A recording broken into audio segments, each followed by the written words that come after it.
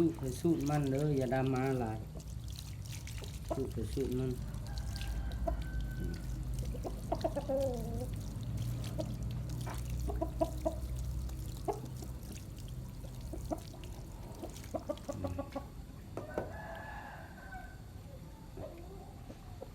สูตรค่อยหาแนวนี้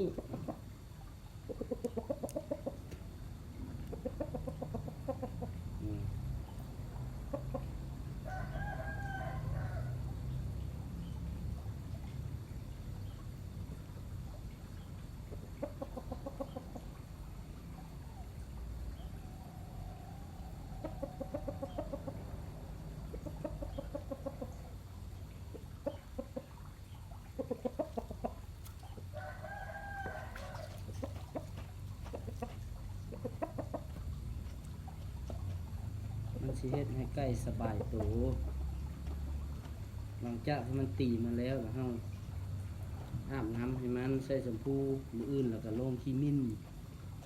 ไก่มันสิสดชื่นแบบคือคนเฮานี่แหละ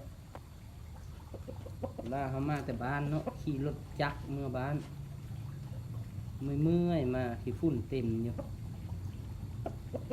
เต็มหูเต็มตาเต็มผมมาเฮาสระหัวนอนโอ้มีแห้งขนาด